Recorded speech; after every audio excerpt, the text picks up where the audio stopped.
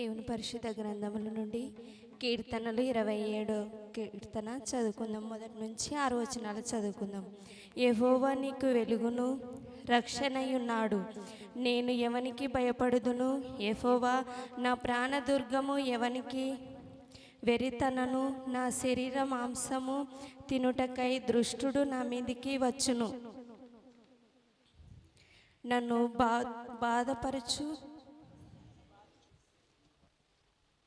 నన్ను బాధించు శత్రువులు నా మీదికి వచ్చినప్పుడు ఎవరు త్రొట్టిల్లి కూలిరి. తో యుద్ధము చేయుటకు దుష్టుడు దిగును. నా హృదయము భయపడదు. నా మీదికి యుద్ధ రేగిన నన్ను దీనిలో నేను ధైర్యము విడువను. యెహోవా యొద్ద ఒక వరము అడిగి తిని దాన్ని నేను వెదుకుచున్నాను. యెహోవా ప్రసన్న వస్త్రతను చూచుటకును, ఆయన ఆలయములో ధ్యానించుటకును నా జీవిత కాలమంతయు నేను యెహోవా మందిరంలో నివసింపగోరుదును. కాలమందున ఆయన తన పాఠశాలలో నన్ను దాచును. తాను గుడారములో మాటచున్న దాచును. ఆశ్రయ దుర్గము మీద నన్ను ఎక్కించును. అప్పుడు నన్ను చిక్కునున్న కొద్ది వాక్యం దీవించుగాక. అందరం తల వంచుకున్నట్లయితే వాక్యము నిమిత్తమై ప్రార్థించుకుందాం. ప్రార్థన. అందరం తల వంచుకున్నట్లయితే ప్రార్థన. వాక్యము నిమిత్తమై ప్రార్థన. మన మధ్యలో ఉన్నటువంటి మరి యాకోబోయ గారు ప్రార్థనలో నడిపిస్తారు. వాక్యము నిమిత్తమై ప్రార్థన. మరి రాత్రులు కాపాడమని తండ్రి, నేను ఎక్కడేనులో దాచుకున్నామని ఈ వాక్యం చెప్తున్న సారు భారీగా ఆయన చెప్తుండగా ఆ వాక్యం నీ వాక్యము ఒక చెవుని విని ఒక చెవిని విడిపించక తండ్రి, ఈ వాక్యం ద్వారా మమ్మల్ని నేర్చుకుంటాం. నీవే స్తోత్రం చెల్లించుకోమని యేసు పరిశుద్ధ నామమున ప్రార్థించి స్తుతించి వేడుకుంటున్నాం మా పరమ తండ్రి, ఆమేన్. మరి మన మధ్యలో ఉన్నటువంటి లాజరసయ్య గారు వాక్యాన్ని అందిస్తూ ఉంటుండగా అందరూ కూడా శ్రద్ధగా వినాలని ప్రభునామమును తెలియజేస్తూ ఉంటున్నాను. సార్, కరెక్ట్గా 8:30 కల్లా ఆరాధన ముగించాలి గనక సమయాన్ని దృష్టిలో ఉంచుకొని మరి వారిని ప్రభునామమున అంటున్నాను. హలో,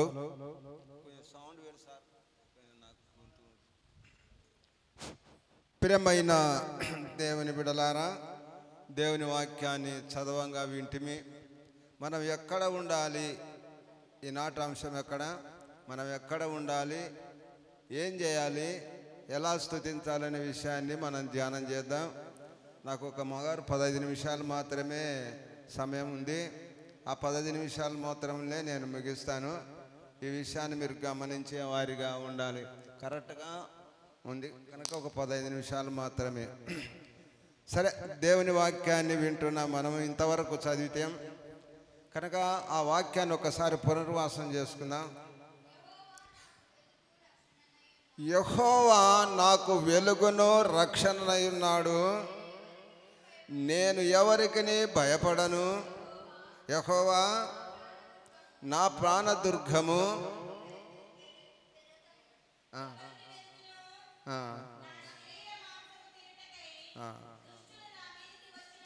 దుష్టులు నా మీదకు వచ్చినప్పుడు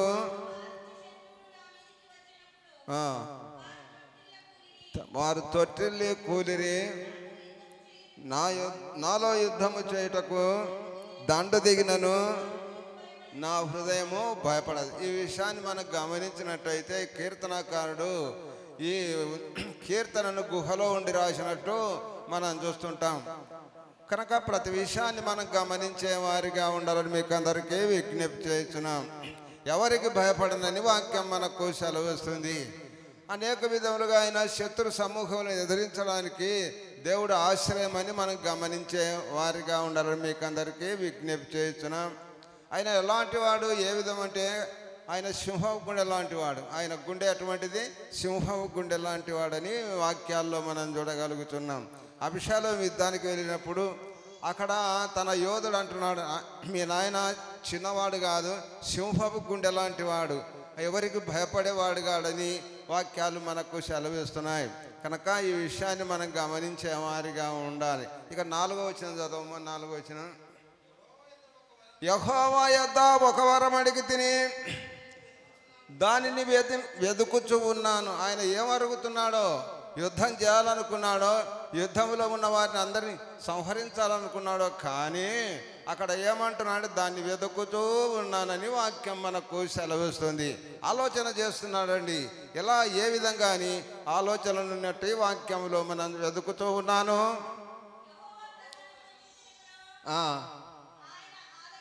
ఆయన ఆలయములో ధ్యానించుటకును నా జీవితకాలమంతయు యెహోవా మందిరములో నివసింపగోరుచున్నాను అని వాక్యం మనకు సెలవిస్తుంది. ఈ విషయాన్ని మనం గమనించే వారిగా ఉండాలి. మనం ఎక్కడ ఉండాలి? దైవ సన్నిధిలో ఉండాలని స్త్రీ పురుషులమైన మనం ఎక్కడ ఉండాలి? దేవుని ఆలయంలో ఉండాలని వాక్యం ద్వారా మనం చూడగలుగుతున్నాం. కనుక మనకు గ్రంథములో మనం చూసినట్లయితే ఒక స్త్రీని మనం గమనిస్తాం. ఆమె జీవితకాలమల్లా దేవుని ఆలయంలో ధ్యానించినట్లు వాక్యములో మనం చూడగలుగుతున్నాం. లూకాసు వార్తలో కనపడుతుంది కదా ఆయమ్మ. కనుక 2వ అధ్యాయము 36వ వచనములో, అషేరు గోత్రికురాలును పనుమేలు కుమార్తె అయిన అన్నాను ఒక ప్రవక్తి ఉండెను. ఆమె కన్యత్వం మొదలు 7 ఏళ్ళు పెనిమిడితో సంసారం చేసి బహుకాలము గడిచినదై, ఎన్నాళ్ళమ్మా? 84 సంవత్సరములు విధవరాలయుండి దేవాలయం ఒక ఉపవాస ప్రార్థనలతో రేయి పగలు సేవ చేసినని వాక్యం మనకు సెలవిస్తుంది. కనుక ఆ విషయాన్ని గమనించినట్లయితే ఆమె ఒకవేళ 15 సంవత్సరాలు ఉండదు, 15 సంవత్సరాల్లో వివాహం అయిండవచ్చు. ఆ తర్వాత 7 సంవత్సరాల్లో భర్తను కోల్పోయిందండి. ఎంత దుఃఖము! కనుక భర్తను కోల్పోయిన తర్వాత చాలామంది ఈ లోకాన్ని ఆశిస్తారు. కానీ ఆమె ఈ లోకాన్ని ఆశించకుండా ఏమైపోయింది? ఆమె 7 ఏళ్ళు పెనివిడితో సంసారం చేసి బహుకాలము గడిచినదై, అంటే ఎన్ని సంవత్సరాలు బ్రతికింది అని మనం గమనించి 84 సంవత్సరములు విధవరాలయుండి దేవాలయం విడవక ఏం చేసిందేమా? ఉపవాస ప్రార్థనలతో రేయి పగలు చేసినని వాక్యం మనకు సెలవిస్తుంది. కనుక ప్రతి విషయాన్ని మనం గమనించే వారిగా ఉండాలి. అత మాత్రమే కాకుండా యెరూషలేములో విమోచనకు కనపడుచున్న వారందరితో సంభాషణ మాట్లాడినట్టు వాక్యములో మనం చూడగలుగుతున్నాం. కనుక పై వచనాలు చూసినట్టు అక్కడ సుమియోను కొడుకున్నట్టు మనం చూస్తాం. కనుక ప్రతి విషయాన్ని మీరు గమనించే వారిగా ఉండాలి. దాదాపు ఆమె 84 సంవత్సరాలు అంటే 17 సంవత్సరాలు 7 సంవత్సరాలు 110 సంవత్సరాలు బతికింది. ఎన్ని సంవత్సరాలు బతికింది? 110 సంవత్సరాలు బతికి దేవాలయంలోనే ఉండి రేయి పగలు అనగా దైవధ్యానం చేసినట్లు వాక్యంలో మనం చూడగలుగుతున్నాం. అందుకే 23వ కీర్తనలో కూడా అంటారు కదా, గడంధకారపు లోయలో నేను సంచరించిన నీ అపాయమునకు భయపడను, నీ దొడ్డు కర్రయో నీ దండము నన్ను ఆదరించును. కలపండి అమ్మంగా, నీవు నాకు తోడయ్యందువు, నా శత్రువుల నీవు నాకు భోజనము సిద్ధపరిచితివి అని వాక్యం మనకు సెలవిస్తుంది. కనుక ప్రతి విషయాన్ని మీరు గమనించే వారిగా ఉండాలి. దేవుడు దుష్టులను మనకు లోపరుస్తాడని వాక్యం మనకు సెలవిస్తుంది. శత్రువు భోజనం పెట్టాలంటే చాలా కష్టం కదమ్మా. కనుక ప్రతి విషయాన్ని మీరు గమనించే వారిగా ఉండాలి. నీవు నా శత్రువుల భోజనము సిద్ధపరిచితివి, నూనెతో నా తల అంటి ఉన్నావు, నా గిన్నె నిండి పొర్లుచూ ఉన్నదని వాక్యం మనకు సెలవిస్తుంది. ఆ సమృద్ధి అయిన ఆహారం, కుమారులు కుమార్తెలు అనేక సక సంపద ఆరోగ్యములు ఉన్నట్టు వాక్యంలో మనం చూడగలుగుతున్నాం. దావీదు మహారాజుకు దాదాపు 70 మంది కుమారులమ్మ. ఎంతమంది కుమారులు? 70 మంది ఉపవర్తన కుమారులతోని అన్ని కలిపితే ఆయన 70 మంది కుమారులు మనం గమనించే వారిగా ఉండాలి. అందుకంటే నా గిన్నె నిండి పొర్లుచున్నది, నేను బ్రతుకు దినములన్నీ కృపాక్షేమములే నా ఎంట వచ్చును. చిరకాలము అని వాక్యం మనకు సెలవు. చిరకాలము యెహోవా మందిరములో నివసింపగోరుచున్నానని వాక్యం ద్వారా మనం చూడగలుగుతున్నాం. ప్రియమైన దేవుని బిడ్డలారా, నా జీవితంలో మనం ఎక్కడ ఉండాలి, ఏ విధంగా ఉండాలని మనం గమనించే బిడ్డలుగా ఉండాలని మీకు అందరికీ విజ్ఞప్తి చేస్తున్నాం. కనుక ప్రతి విషయాన్ని మనం గమనించే వారిగా ఉండాలని వాక్యం ద్వారా మనం చూడగలుగుతున్నాం. 18వ కీర్తన చదవండి అమ్మా, మొదటి వచనం నుంచి 4వ వచనం నుండి చదవండి. 18 వెళ్ళిపో చదవమ్మా. మరణ పాశములు నన్ను చుట్టుకొనినను, భక్తిహీనులు వరదవలే నా మీద పడి బెదిరింపగను, పాతాళ పాశములు నన్ను అరికట్టగను, మరణపు ఊర్లు నన్ను ఆవరింపగనని వాక్యం మనకు సెలవిస్తుంది. కనుక ప్రతి విషయాన్ని మనం గమనించే వారిగా ఉండాలి. ప్రతి వాక్యానికి మనకు ఒక పాట ఉంటుంది కదా. కనుక ప్రతి విషయం వాక్యం అంతా పాటలతోనే విమిడిందమ్మా. ప్రతి విషయాన్ని మీరు గమనించే వారిగా ఉండాలి. పాడండి అమ్మ పాట దీనికి బదులు. మరణ పుట్టురులలో మరో ఒక మొరవేడే ఉన్నత దుర్గమ, మరణ పుట్టురులలో మరో ఒక మొరవేడే ఉన్నత దుర్గమై, రక్షణ శృంగమై తన ఆలయములో నా మొరవినెను.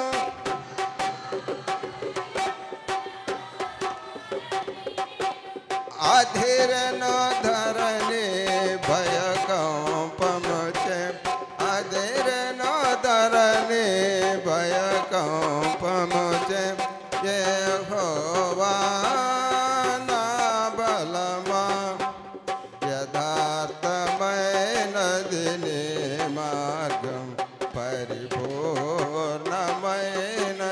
నీ మార్గం. కనుక మరణ భయము ఆవరించిన ఆయన భయపడేవాడి కాదని వాక్యములో మనం చూడగలుగుతున్నాం. కనుక ప్రతి విషయాన్ని మీరు గమనించేవారు. కొంచెం కిందికి చదవమ్మా. నా శ్రమలో నేను యెహోవాకు మొరపెట్టి తిని వాక్యం మనకు సెలవిస్తుంది. బాధలు, శ్రమలు, ఇరుకులు, ఇబ్బందులు, కష్టాలు వచ్చినప్పుడు దేవునికి ఏం చేయాలి? మనము మొరపెట్టాలి. దేవా కాపాడము, తండ్రి కాపాడము, నాయనా కాపాడమని మొరపెట్టేవారిగా ఉండాలని వాక్యం మనకు సెలవిస్తుంది. కనుక పూర్వీకులు అనేక విధాలుగా మొరపెడుతూ పాటలు పాడేవారు. యెహోవా నా మొరలాలించెను, తన మహ దయను నన్ను గణించెను. యెహోవా నా మొరలాలించెను, తన మహ ఇంచెను. పిచాచి గడలి పడగొట్టెను, తన వశ నన్ను పెట్టెను. ప్రియమైన దేవుని బిడ్డలారా, అపవాదిని ఎదిరించే దేవుడని వాక్యం మనకు సెలవిస్తుంది. అపవాది ఊరుకది కదమ్మా. అపవాది గర్జించు సింహములే ఎవరిని మింగుదనా అని వెతుకుతా ఉందని వాక్యాలు మనకు సెలవిస్తున్నాయి. ఒక్కడున్నప్పుడు రాడు సైతాను, అపవాది ఒంటిగా ఉన్నప్పుడు వస్తాడు. ఒంటిగా ఉన్నప్పుడు మనం ఏం చేస్తాం? ఎన్నో ఆలోచనలు వస్తాయి మనకు, మన ఊహలు కొండలెక్కిపోతాయి. అలాంటప్పుడు వచ్చి టక్కున మింగేస్తాడు. అపవాది అంటే మన కోరికలను, అనేక చెడుతనంపులను అదేవిధంగా మనలో ఇంకా ప్రేరేపిస్తాడని మనం గమనించే బిడలుగా ఉండాలని వాక్యం మనకు సెలవిస్తుంది. ప్రియమైన దేవుని బిడలారా, దేవుని స్తుతించడానికి, మహిమపరచడానికి మనకు ఆవశ్యం పెరుగుతుందమ్మా. దేవుని స్తుతించడం వల్ల, ప్రార్థించడం వల్ల, బోధించడం వల్ల, సువార్థికునిగా పనిచేయడం వల్ల ఏం పెరుగుతుందయ్యా? ఆయుష్ పెరుగుతుందని వాక్యాలు మనకు సెలవిస్తున్నాయి. 92వ కీర్తన చూద్దాం, వెళ్ళిపోదాం. 92వ కీర్తన 10వ వచనం చదివండి అమ్మా. గుర్రపోతు కొమ్ము వలె నీవు నా కొమ్ము పైకెత్తితివి అని వాక్యం మనకు సెలవిస్తుంది. గురుపోతు కొమ్ము అంటే ఎత్తుగా ఉంటుంది, అడవిలో ఉంటుంది, చీల్చి చెండాడగలుగుతుందని మనం గమనించే వారిగా ఉండాలి. ఏదైనా జంతువు వచ్చినప్పుడు దానికి లెక్కలేదు, చీల్చి చెండాడుతుందని మనం గమనించే బిడ్డలుగా ఉండాలని వాక్యం మనకు సెలవిస్తుంది. అందుకే ఆయన అంటున్నాడు, గురుపోతు కొమ్ము వలె నా కొమ్ము పైకెత్తితివి దేవా అని వాక్యం మనకు. అందుకంటాడు, ఎక్కలేని కొండంత నన్ను ఎక్కించితివి దేవా అని కూడా అంటాడు. కనుక ప్రతి విషయాలను మనం గమనించే వారిగా ఉండాలని వాక్యం మనకు సెలవిస్తుంది. చదవమ్మా. కొత్త తైలముతో నన్ను అంటబడితిని. కొత్త తైలం అంటే తైలాన్ని మనం చూస్తాం, తైలాభిషేకం అంటాడు. కనుక కొమ్ములో తైలం తీసి ఎవరినయ్యా? దావీదు మహారాజును సమూయేలు ప్రవక్త కొమ్ములో తైలం చేసి అభిషేకిస్తేనే వెంటనే రాజైనట్టు వాక్యములో మనం చూడగలుగుతున్నాం. అప్పటికప్పుడే ఆయనలో అనేక పరిశుద్ధాత్మ అనేక సూచనలు ఉన్నట్టు వాక్యములో మనం ప్రవక్తల సమూహములతో మాట్లాడినట్టు వాక్యములో మనం చూడగలుగుతున్నాం. శక్తిని బలమునిచ్చే దేవుడని వాక్యం మనకు సెలవిస్తుంది. అందుకంటే నూనెతో నా ఆవులియా నూనెతో నా తల అంటే ఉన్నావు అని వాక్యం. మన నూనె అనగా పరిశుద్ధాత్మకు సూచన. ప్రసంగం అంటాడు కదా, తెల్లని వస్త్రములు ధరించము, నీ తలకు నూనె పెట్టుము అని వాక్యములో మనం చూడగలుగుతున్నాం. ఈ విషయాలన్నీ మీరు గమనించే బిడలుగా ఉండాలని మీకు అందరికీ విజ్ఞప్తి చేస్తున్నాం. చదవబడిన వాక్యాన్ని చాలా జాగ్రత్తగా వినేవారిగా ఉండాలి.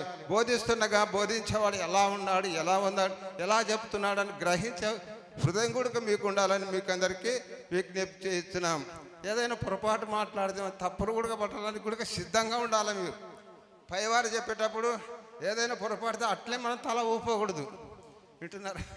అట్టే తల దానికి సమర్థించి చెప్పే శక్తి కూడా నేర్చుకోవాలని మీకు అందరికీ విజ్ఞప్తి చేస్తున్నాం. కనుక ఈ విషయాన్ని మీరు గమనించి చదవమా. అదే 92వ కీర్తన.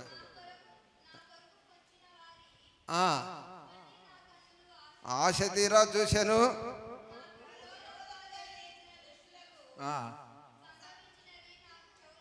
నా చెవులకు వినబడెను. నీతిమంతులు ఖర్జూరపు వృక్షం వలె మువ్వ వేయుదురు అని వాక్యం మనకు సెలవిస్తుంది. ఖర్జూరపు చెట్టు బాగా పంట దిశలో ఎలా ఉంటుందంటే పచ్చగా వికసిస్తుందని మనం గమనించేవారిగా ఉండాలి. అదేవిధంగా మనం చూసిన ఒక పశువు అనేక విధాలుగా గర్భంతో ధరించినప్పుడు ఎలా ఉంటుంది? నిగనిగనాలుతుంటుంది. కనుక ఇక్కడ ఏమంటుంది? దేవుని వాక్యాన్ని మనం చూసినట్లయితే ఖర్జూరపు వృక్షం వలె మువ్వ వేయుదువు అని వాక్యం మనకు సెలవిస్తుంది. ఖర్జూరపు చెట్టు వలె మువ్వ వేయుచుండెదరు.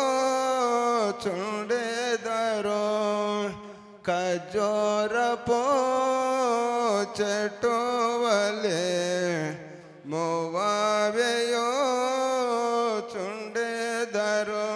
ఖర్జూరపు మాటలతో గణపరతురు నిరతంబు. యేసుని నమ్మెడివారు ఆయన ఉచిత కృపలో నీతిమంతులయ్యెదరు. యేసుని నమ్మెడివారు. నీతిమంతులు ఎలా ఉంటారంటే, నీతిమంతులు ఏ విధంగా ఉంటారని నిత్యము నిలుచు కట్టడం వల్లే ఉంటుందాడని పునాది గట్టిగా ఉంటుందని మనం గమనించేవారిగా ఉండాలి. కీర్తనకారుడు అంటాడు, నీతిమంతులారా యెహోవాను బట్టి ఆనందగానము చేయండి అని వాక్యం మనకు సెలవిస్తుంది. చదవమ్మా, కిందికి చదవక్క, గట్టిగా చదువు. లెబానోను మీద దేవదారు వృక్షం వల్ల వారు వెదుగుదురు.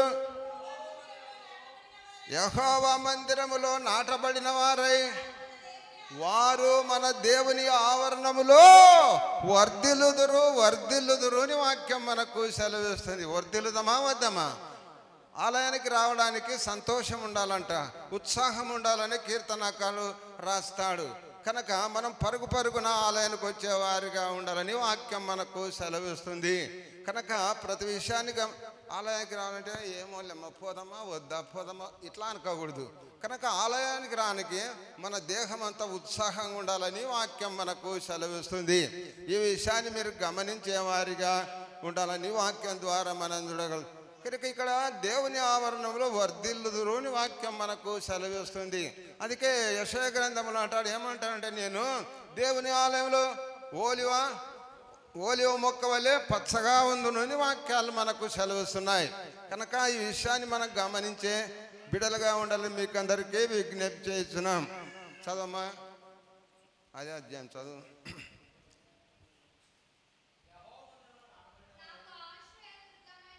నాకు ఆశ్రయ దుర్గమైన యెహోవా ఆయన యందు ఏ చెడుతనము లేదనియో ప్రసిద్ధి చేయుటకై వారు ముసలితనమున ఇంకా చిగురు పెట్టి సారము కలిగి పచ్చగా ఉందరు అని వాక్యం మనకు సెలవిస్తుంది. అంటే దేవుని మాటలు చెప్పడానికి ఆయన నీతిమంతుడు, పరిశుద్ధుడు, ఆయనలో ఏ పాపం లేదని మనం వివరించి చెప్పడానికి ఏం పెరుగుతుందమ్మా జ్యోతమ్మ? ఆశీర్వదిస్తానంటున్నాడు. ముసలితనమున చారము కలిగి పచ్చగా ఉందరు, ఇంకా వయస్సు అనగా ఇంకా ఆవిష్పిస్తానని వాక్యంలో మనం చూడగలుగుతున్నాం. వారు ముసలితనంబున చిగురు పెట్టి పాడండి అమ్మ, నాకు బొస్సు. వారు ముసలితనంబున చిగురు పెట్టి పలియుతరు, మేటి సారము కలిగి పచ్చగా ఉందురు వారు. యేసుని నమ్మిడివారు ఆయన ఉచిత కృపలో నీతిమంతులయ్యెదరు. యేసుని నమ్మిడివారు. ప్రియమైన దేవుని బిడ్డలారా, అందుకే దేవుని యొక్క ఆవిష్కరిస్తానని 91వ కీర్తనలో 14 వచనాలు కూడా మనం చూస్తాం. 14 వచనాలు మనం అతడు నన్ను ప్రేమించుతున్నాడు కనుక నేను అతడిని తప్పించేదను. అతడు నా నామం ఎరిగిన వాడు కనుక అతడిని ఘనపరిచెదను.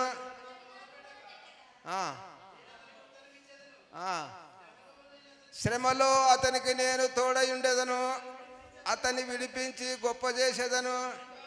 దీర్ఘాయువు చేత అతన్ని తృప్తిపరుస్తానంట. దీర్ఘాయువు అంటే దాదాపు మనకు సొలొమోను, దావీదు మహారాజు, సొలొమోను మహారాజులు ఏమన్నారంటే 60-70, అధిక బలం ఉంటే 80 అన్నాడు. కానీ పాత నిబంధనలో మనం చూసినట్టయితే మానవునికి 120 సంవత్సరాల ఆరితానం బిగించారమ్మా. 120 సంవత్సరాలు బ్రతుకుతాం. ఇప్పుడైనా దాదాపు 100 దాటిన వాళ్ళు ఉన్నారు ఇప్పుడు కూడా. కనుక ప్రతి విషయాన్ని మనం గమనించే వారిగా ఉండాలని మీకు విజ్ఞప్తి చేస్తున్నాం. కనుక మన జీవితాన్ని దేవుని ఆలయంలో ఎప్పుడు నివసించే వారిగా ఉండాలి. దేవుని ఆలయం కొరకు మనం కేకలు వేయాలని వాక్యం మనం చూద్దాం. కేకలు వేయాలో లేదో 84వ కీర్తన 84వ కీర్తన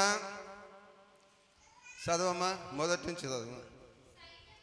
సైన్యములకు అధిపతి యగు యెహోవా, నీ నివాసములు ఎంత రమ్యములు. యెహోవా మందిర ఆవరణములను చూడవలనని నా ప్రాణము ఎంతో ఆశపడుతున్నది. అది సొమ్మసిల్లుతున్నది. జీవము గల దేవుని నా హృదయము నా శరీరమును ఆనందముతో కేక వేయాలని వాక్యం మనకు సెలవిస్తుంది. ఆలయానికి రావాలకి అమ్మా సంతోషం ఉండాలని వాక్యం మనకు కేకలు వేయాలంట. రండమ్మా, రండి రండి రండి, ప్రార్థన ఊరిక రాకూడదు. ఇతరు పొరుగు వారిని పిలిచేవారిగా ఉండాలి. అందరు పిలుచుకు రావాలని వాక్యం. ఎవరు అనేకులను దిప్పుదురు, ఆకాశ మండలములోని నక్షత్రములను జ్యోతులను పోలిన వారని దానియేలు భక్తులు అంటాడు. యాకోబు అంటాడు, ఒక పాపిని దేవుని వైపు మళ్లించిన తనలో ఉన్న సర్వపాపాలు కప్పిపోతాయని వాక్యాలు మనకు సెలవిస్తున్నాయి. కనుక ఈ విషయాలన్నీ మీరు గమనించే బిడలుగా ఉండాలని వాక్యం మనకు. మన శరీరం ఆనందంతో కేకలు వేయాలంట. కేక వేయాలని వాక్యం మనకు సెలవిస్తుంది. కేక వేస్తే ఆ కేకను మనం వినేవారిగా ఉండాలని వాక్యం ద్వారా మనం వింటున్నాం. కనుక ఈ విషయాన్ని మీరు చదవమ్మా, కొంచెం చదువుకేందుకు.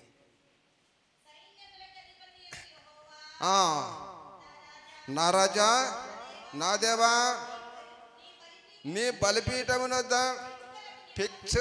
భిక్షుకులకు నివాస స్థలము దొరికెను. పిల్లలు పెట్టుటకు వానకోవిలకు గూటి స్థలము దొరికెను. మీ మందిరము నన్ను నివసించువారు ధన్యులు అని వాక్యం మనకు. ఏమా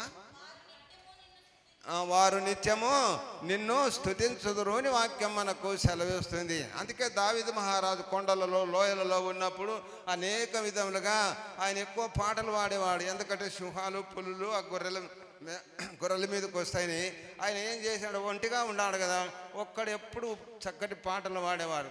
ధన్యుడు ధన్యుడనైతేనేగా దేవా, ధన్యుడనైతేనేగా నీ నామస్మరణమే అమృత పానమే, నీ నామస్మరణమే అమృత పానమే, ధన్యుడనైతేనేగా దేవా, ధన్యుడనైతేనేగా. కనుక ధన్యత అని వాక్యములు మనం చూడ ధన్యతలు మనకు ఉన్నాయి కనుక వాటినంటిని మనసులో ధ్యానించే బిడ్డలుగా ఉండాలని మీకు అందరికీ విజ్ఞప్తి చేస్తున్నాం. కనుక ఈ విషయాన్ని మీరు గమనించి వాన కోకిలలకు ఎక్కడ దొరుకుతుందమ్మా, ఆలయంలో స్థలం దొరుకుతుందని వాక్యం మనకు సెలవిస్తుంది. అందుకే దేవుని వాక్యం ఏమంటుందంటే, నీ కూడా 15 అధ్యాయములు, నీ గుడారములో అతిథిగా ఉండబదగిన వాడేవాడు, నీ పరిశుద్ధ పర్వతం మీద నివసింపదగిన వాడేవాడు, నీతిని అనుసరించుతూ హృదయపూర్వకముగా నిజము పలుకువాడు, అట్టువాడు నాలుకతో కొండములాడు, తన చెలికానికే కీడు చేయడు. ఈ విషయాన్ని బాగా గమనించే వారిగా ఉండాలి. చెలికాడనగా స్నేహితుడు, బంధువుడు అని మీరు గమనించే వారిగా ఉండాలి. యేసుప్రభు కొడుక చెలికాడు ఉన్నాడమ్మా. ఎవడైనా యూదా ఇస్కరియోతు ఏమన్నాడు, ఆయన పట్టేనని ముద్దు పెట్టినప్పుడు చెలికాడా అన్నాడు. ఏమన్నాడమ్మా, ఏమన్నా దుర్మార్గం మాట మాట్లాడలేదు. చెలికాడా, ముద్దు పెట్టి నన్ను పట్టి. ఇక్కడ నేను చెలికానికి కీడు చేయకూడదని వాక్యం మనకు సెలవిస్తుంది. కీడును మేలనియో ఏమా, కీడును మేలనియో మేలుని కీడని ఎంచుకొని వానికి శాపము పాపమని వాక్యం మనకు సెలవిస్తుంది. ప్రేమైన దేవుని బిడ్డలారా, దేవుని స్తుతిద్దాం, మయపరిచే బిడ్డలుగా ఉండాలని మీకు అందరికీ విజ్ఞప్తి చేస్తున్నాం. ఈ విషయంలో మనం జాగ్రత్త పడేవారిగా ఉండాలని వాక్యాలు మన 10వ వచనం చదవమ్మా. నీ ఆవరణములో ఒక దినము గడుపుట 1000 దినముల కంటే శ్రేష్టమని వాక్యం మనకు సెలవిస్తుంది. ఆవరణం ఒక దినం గడిపితే ఎన్ని దినాలమ్మా? 1000 దినాలు. 1000 దినాలు అంటే ఎన్ని సంవత్సరాలు? అమ్మగారు చెప్తున్నారు 3 సంవత్సరాలు. 3 సంవత్సరాలు ఆయనలో నివసించినట్లు మనం గమనించే వారిగా ఉండాలని మీకు విజ్ఞప్తి చేస్తున్నాం. ప్రియమైన దేవుని బిడ్డలారా, చెప్పిన వాక్యాన్ని గట్టిగా పట్టుకుందామా, ఇడిచి పెడదామమ్మా? గట్టిగా పెట్టుకోవాలి, మనసులో ధ్యానించాలా. ఇంటికి పోయిన తర్వాత సార్ చెప్పిన మాటలు ఉన్నాయా లేదా అని మనం చెప్పిన రెఫరెన్స్లని చదివి గ్రహించి మీరు ఇతరులకు బోధించే వారిగా ఉండాలని మీకు అందరికీ విజ్ఞప్తి చేస్తున్నాం. కనుక మనం గురువు కావాలా వద్దా? సారే గురువు కాదు, మీరు కూడా గురువులు కావాలి. ఆ విషయం దేవుని వాక్యములే మనం చూస్తాం కదా. 119వ కీర్తనలు అంటాడు కదా, ఏమంటాడు? 119 90 వచనం చదవమ్మా. 99 చదువు. 99 119వ కీర్తన. కావున ఏమయ్యా ఇన్నరి, నా బోధకుల అందరికంటే నాకు విశేష జ్ఞానము గలదు, నీ ఉపదేశములను. కావున వృద్ధుల కంటే విశేష జ్ఞానము నాకు గలదు. వృద్ధులే కాదు, తండ్రులే కాదు, తల్లులే కాదు, అనేక విధంగా వృద్ధాపదేశిన వారికే తెలివి కాదు, చిన్న కుమారుల గుడిక జ్ఞానం ఇస్తుందని వాక్యం మనకు సెలవు. అందుకంటాడు, ఎవరికైనా జ్ఞానం కొదవగా నన్ను అడగండి మీకు ఇస్తానని వాక్యం మనకు సెలవిస్తుంది. కనుక యవ్వనస్తుడు దేని చేత తను శుద్ధి చేసుకుందును అంటే నీ వాక్యం చేతనే జాగ్రత్తగా చూసుకున్నట్టు చేతనే కదా అని వాక్యాలు మనకు సెలవిస్తున్నాయి. ఈ విషయాలన్నీ మీరు గమనించే వారిగా ఉండాలని. మనలో ఏదైనా చిన్న వాంఛనలు తొలగిపోవాలంటే ఏం చేయాలమ్మా? చదవండి. 11వ వచనంలోనే మనం చూస్తాం కదా. 11వ వచనం 119:11లో మనం చూస్తాం.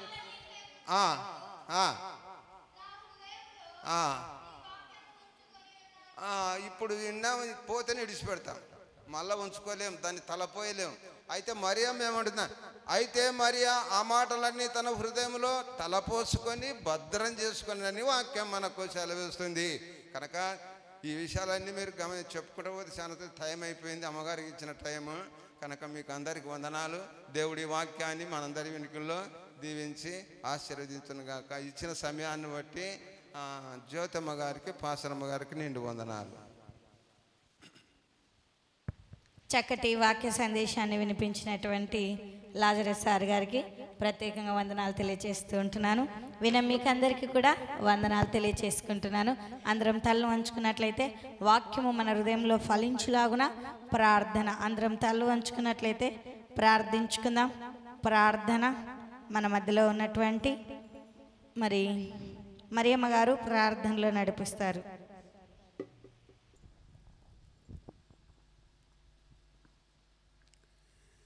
మమ్మల్ని మిక్కిలిగా ప్రేమించిన మా ప్రియ పరలోకపు రాజా, నీ బంగారు పాదములకు వేలాది వందనములు, స్తుతులు, స్తోత్రము నా తండ్రి. అవునా తండ్రి, పగలంతా కాచి కాపాడిన గొప్ప దేవానికే స్తుతి స్తోత్రం నా తండ్రి. మా పని పాటలందు తోడుగా ఉండి నా తండ్రి, ఉదయకాలం మొదలుకొని సాయంకాలం వరకు నీ సన్నిధి, నీ కాపుదల, నీ భద్రత మా అందరికి అనుగ్రహించినందుకు నీకు వేలాది వందనములు, స్తుతులు, స్తోత్రం నా తండ్రి. అవునా తండ్రి, పోయిన బుధవారం మొదలుకొని బుధవారం వరకు నా తండ్రి కాచి కాపాడి సంరక్షించి పోషించి నడిపించిన విధానం బట్టి నీకు వేలాది వందనములు, స్తుతులు, స్తోత్రం నా తండ్రి. రాత్రికాల సమయంలో నా తండ్రి నీ పాద సన్నిధికి చేరి చిన్న మందగా కూడుకొని నా తండ్రి నిన్ను స్తుతించి మహిపరచే భాగ్యము దయచేసిన విధానాన్ని బట్టి కూడా నీకు వేలాది వందనములు, స్తుతులు, స్తోత్రము నా తండ్రి. ఇంతవరకు పాటల ద్వారా నేను స్తుతించి మహిపరిచాము నా ఒక హృదయంలో నీరు కట్టి ఫలింపజేసి నా తండ్రి ఈ లోకంలో ఉన్నంత వరకు నా తండ్రి వాక్యానుసారంగా జీవించే ధన్యతను, కృపను మాకు అందరికి అనుగ్రహించుకొని ప్రార్థిస్తున్నాం నా తండ్రి. మా సంఘాన్ని, మా సంఘ కాపరిని దీవించండి, వారి కుటుంబాన్ని దీవించండి, ఆశీర్వదించండి నా తండ్రి. నీ యొక్క దాసుడు నా తండ్రి వృద్ధుడైనప్పటికీ నా తండ్రి నీ సేవలో నా తండ్రి ఎంతో బలముగాను వాడబడినట్టుకు సహాయం దయచేయండి నా తండ్రి. వారు ఇంకా నా తండ్రి నీ సేవలో నా తండ్రి గొప్పగా వాడబడేలాగున సహాయం దయచేయమని ప్రార్థిస్తున్నాం నా తండ్రి. మా సంఘంలో ఉన్న ప్రతి ఒక్కరిని దీవించండి, ఆశీర్వదించండి, ప్రతి కుటుంబాన్ని దీవించండి, ఆశీర్వదించండి నా తండ్రి. మా సంఘంలో ఎవరైనా అనారోగ్యంతో అస్వస్థతో బాధపడుతున్నట్టయితే నీ గాయపడిన హస్తంతో ముట్టి స్వస్థపరిచి లేవనెత్తి నడిపించమని ప్రార్థిస్తున్నాం నా తండ్రి. చేరువచ్చిన ప్రతి బిడ్డను కూడా దీవించి ఆశీర్వదించమని నా తండ్రి చెప్పిన వాక్యంని విని విడిచిపెట్టకుండా నా తండ్రి వాక్యానుసారంగా జీవించే ధన్యతను, కృపను మాకు అందరికి అనుగ్రహిస్తామని మరి తండ్రి నీ చిత్తమైతే నా తండ్రి వేకువని లేచి రాత్రి అంతా మంచి నిద్ర ఇచ్చిన తండ్రి వేకువని లేచి నీ పాద సన్నిధికి శుద్ధనామమున ప్రార్థించి స్తుతించి అడిగి వేడుకుంటున్నాను నా పరమ తండ్రి. ఆమేన్. పరలోకమందున్న మా తండ్రి, నీ నామం పరిశుద్ధపరచబడునుగాక, నీ రాజ్యం మాకొచ్చునుగాక, నీ చిత్తం పరలోకమందు నెరవేర్చినట్లు భూమి యందు నెరవేరునుగాక. మాకు కావలసిన అనుదిన ఆహారం మాకు నేడు దయచేయము. మా రుణస్తులు క్షమించిన ప్రకారం మా రుణం క్షమించు. మమ్ము శోధన లేక దుష్టుని తప్పించుము. ఎందుకంటే రాజ్యమును, బలమును, మహిమ నిరంతరము నీవై ఉన్నావు తండ్రి. ఆమేన్.